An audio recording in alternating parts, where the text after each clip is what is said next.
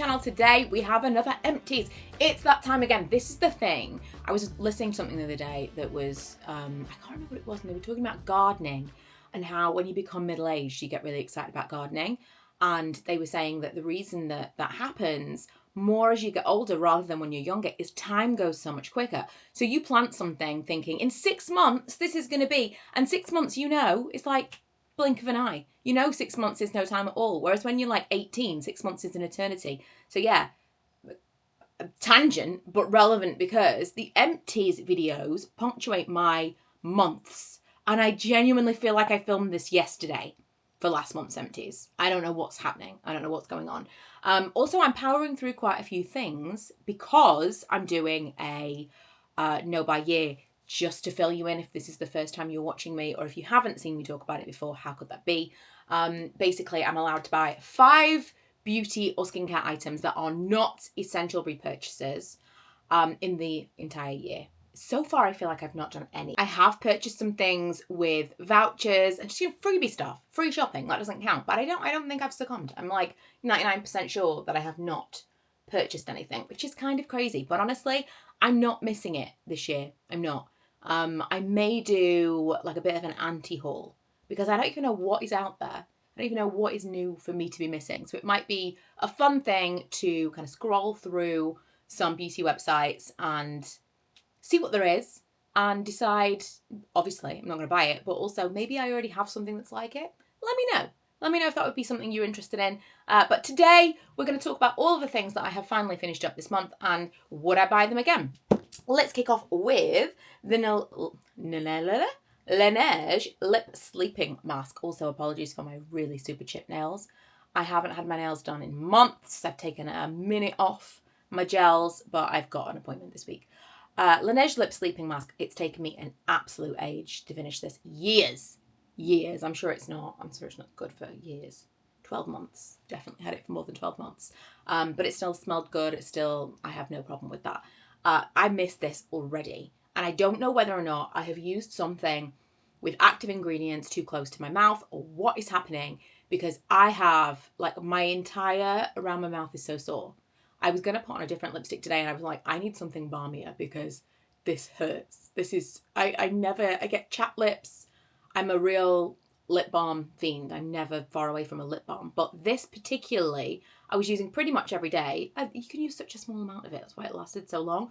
And it feels like overnight I'm so sore. I think it's a coincidence. But it's really making me consider repurchasing this, whereas I wasn't going to. I was going to try something different. Basically, this is like a really, really thick, but glossy, and so really nice to wear in the daytime, berry-flavoured, scented lip balm. But it's not like a regular lip balm. It's kind of somewhere between a Vaseline and a lip balm because it's shiny, and it's more kind of jelly in texture. It's not greasy in the same way that Vaseline is, and it feels more hydrating. So although it says lip mask, a lot of overnight lip mask type products you wouldn't want to wear in the day, whereas this is really, really nice. I think I might try a different flavour scent of this. I am going to America very soon, so that might be like my one allowed purchase. I mean, it's an essential repurchase, right? Lip balm. Maybe not at this price, but I did. When I was first running out of this, I bought the fresh lip balm from Space NK. This was around Christmas time. I didn't think I was going to have this much. I genuinely thought I had like a week left in it, but it's just gone strong. I really am not feeling that. That feels like a waste of money, but we'll get to that when I run out. This is the Sol de Janeiro, not good with the words today, Bea Flora Elastic Cream. And this is the Cheirosa 68 fragrance that everybody wears. It's become, I haven't taken the proper lid off, but this is such a strong fragrance. I love this. It's a little bit intoxicating to me. A certain fragrance that's like, oh, I love it so much. It kind of like, do you know what I mean? I love it. I love it. But it has been ruined a little bit by the fact that it is so popular. You smell this everywhere. I don't know if it's this, the body spray, the actual Baccarat Rouge that this is clearly a dupe of, but is much more expensive. But you cannot leave the house without smelling this fragrance. So I use this at night, probably once a week because it's expensive, just as a bit of a like everything, shower, and then this, and it feels, you know, a little bit special. But the scent is losing its luster a little bit for me, just purely because everyone wears it.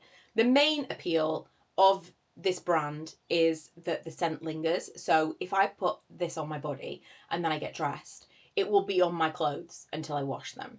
So my night clothes, my bedding, it just kind of like, it permeates. So if you don't like the fragrance, don't even bother. The product itself is nice, but it's not, like if this was an unscented product, no one would be talking about it. It's not like groundbreaking. It's all about the fragrances. And at this point, I kind of feel like it's a bit overdone, which is disappointing. But I have purchased that multiple times myself, and my daughter really likes it. So I think maybe also that's, like, I smell it everywhere because I smell it in my house. You know, it's very popular with the teens and young people. This is the Andrew Fitzsimmons Glam Styling Spray. I don't even think that this range is still in Primark, but I've got the tiniest amount left of this. I've been styling my hair a little bit more recently. Have you noticed? It's kind of got to that length now where I'm having fun with it. I'm curling it. It's very quick to curl, but it also holds a curl really well at this length. And I think this is the length for me, honestly. This, maybe a tiny bit longer. Everyone for their like face shape, for their build, has obviously an optimum length. And when I was a kid, I remember my mum saying, and weirdly, she gave Jodie Foster as her reasoning, and I can't remember exactly why. I think she must have just loved Jodie Foster because we used to watch, what was that movie with the kids that were like grown-ups? But something. It'll come to me. You know, like, you could have been anything that you wanted to be. Come on! Someone tell me the name of that thing! Oh my God. My mum used to say if she had all the money in the world, she would have a pub. She used to have this dream. She was going to have a pub. There's a lake near us. She was going to have a pub at Lakeside. And it was going to be like this pub. And it was going to be run by children. And it was going to be for children. And it was based on the movie. Oh, it's going to drive me crazy. Anyway, so she loved Jodie Foster, I think, in hindsight. But she used to say to me, shoulder length hair because, and this was like back in the day when extensions were not what they are now, but I remember her saying, if you've got shoulder length hair, you've got kind of the best of both worlds because it's not super short, but it's short enough that it feels like it's short, and you can put in extensions if you want it to be long. You can play with the colour and it grows out, and you can trim it and it gets rid of any of the damage. She's totally right. But again, this was like the early 2000s where clip-in hair extensions they were expensive and they were not mainstream like they are now. So I think she was kind of ahead of the curve, my mum. And my mum was not someone who was like a makeup and hair person. She was just basing all of this probably on Jodie Foster's roles. Because she was in that movie. I'm not even going to Google it. I'm going to let you tell me what it is. This, I haven't actually finished all the way up, but I can't.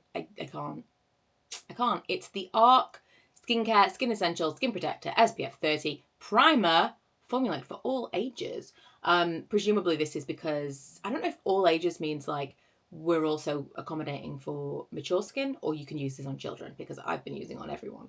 This has been the SPF that we have by the door for everyone to use with a brush, because Ella and I, not so much, although I can't imagine Ella's that bothered by SPF, to be honest. I wasn't when I was a teenage girl, but the boys can't stand things on their hands, like moisturizers, anything like that. They can't stand it. And so I left a makeup brush, clean obviously, with this in the bathroom downstairs, and said, before you leave in the summertime, obviously every day, but you know, you hear what I'm saying.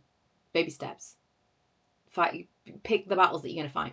And they've been using it. When I use it, I haven't had any complaints from them, but I think that's because they probably don't use it as much as they should. Like, they're probably putting it on like just their cheeks or something. When I use an SPF, I put it all over my face. This stings my eyes so badly, and I'd forgotten how bad it was until this past week. I picked it up and used it myself again and was like, I can't in good conscience leave this there for them to be using. I have other SPFs, so I've replaced it and I'm throwing this away. I remember last year when I got it, it's probably ready to be thrown anyway because they don't last very long. Does it say 6 months? 6 months, this says. I know that they're not It's not very effective after a certain amount of time, so it's probably ready to get rid of anyway. But this is really frustrating because I'll show you what it looks like.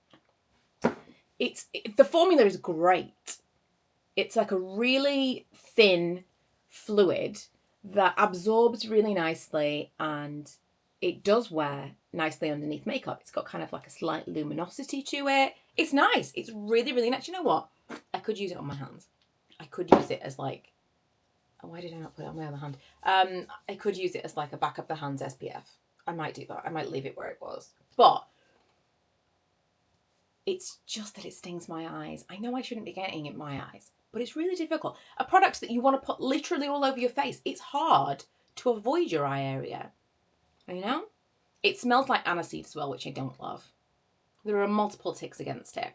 But it's a shame because the formula is really nice. But I couldn't get past the eye stinging situation. I'd forgotten about it. That's why I'd kind of relegated it to the emergency sun cream last year. But no. It does look nice on the back of my hands though. Such a shame. Such a shame. Right, I found this just on the edge of my desk and I couldn't remember if I'd mentioned this as an empty before because I think I actually used it up last month. So apologies if I'm repeating myself. This is the Kiehl's Powerful Strength Line Reducing Concentrate from... I was going to say from Kiehl's, but I said that at the beginning. This is their vitamin C serum. It's super expensive and my daughter bought me this for Christmas. Honestly, when I opened it, I was like, that's so much money. I would rather you not spend that kind of money on me. But very nice of her. And she obviously listened when I said I really liked this. I will say I didn't find it as effective this time around. I've said this before. There have been multiple times where a product has been my first introduction to an ingredient. There's so much available to us now. There are so many reduced price or like affordable priced skincare and makeup brands now that things are just less impressive. And this was probably my first vitamin C serum and I remember putting it on. It's a different kind of texture. It's more like a creamy gel. It's quite a thick thing. And you put it on and I remember thinking that was a nice experience. I liked the smell. And then in the morning, my skin looked glowing. And I was bowled over. I was like, this is totally worth the money. I'm going to buy it again. And I did. And I remember then being like, it's not quite doing it for me like it did the first time around. And then this, like years later, it really didn't grab me. I didn't feel like, wow. Now I don't know in what order I'm posting these videos because I'm filming in advance to try and get ahead a little. But I just got this sample from La Roche-Posay of the Pure Vitamin C Serum. And this is so expensive as well. This is like £40-50. And I said in my PR haul, like, I would never pay for this. But I'm using it at the moment because it's only good for 3 months. And because it is so expensive, I'm like, I've got to see if this is worth the hype. And I have to tell you, I am seeing a difference in my skin. I am seeing a more even skin tone for using this every single day. And I don't know if it's got something in it that I haven't used before, but I don't know. I think we're a bit spoiled now for the availability of products and ingredients on a cheaper level. And so things like this, it's really got to be something special to spend £30-40 on it. Because there's just so many great things out there now. Anyway, I'll let you know. I'll keep you posted on this. But the Kiehl's one, I'm disappointed. But I don't know if that's because I'm using so many things. I've got my Skin and Me that I use all the time, which, I mean, if you add all that up, that's expensive over the year. But the tretinoin is fantastic for keeping my skin pretty even. And so maybe because of the other skincare that I'm using, my skin is just like, we're already covering it. We're already doing it. So I'm not a good test subject for these things that are supposed to be like, wow. Because I'm already using pretty strong skincare to get rid of my melasma. And also, anti-aging, all that. Speaking of, I actually think that it might be that I put my Skin and Me maybe too close to my mouth. I put it everywhere though. So that's the first time it's happened and it's weird. Just saying. Maybe it's like, do you remember the Clinique 3-step system? Which nobody talks about anymore. I was obsessed. The bar, the toner, the moisturizer. Nobody talks about that anymore because I think it's just like widely understood that toner was terrible. I don't even know if they make it. And it like stripped your skin and it was awful. I may buy that cleansing bar again though. That was really nice, and it would be pretty cost effective, I think. Maybe. Has anyone tried that recently? Is this even still a thing? I don't know. Where was I going with this? Oh, I know where I was going with this. This has been real ADHD central today's video. I remember people saying that when they had stopped using that, their skin was terrible. Like while they were using it, it was great. And when they stopped, it wasn't good for their skin because their skin had been kind of like trained for this particular system. So I wonder if that's what the Laneige lip mask is.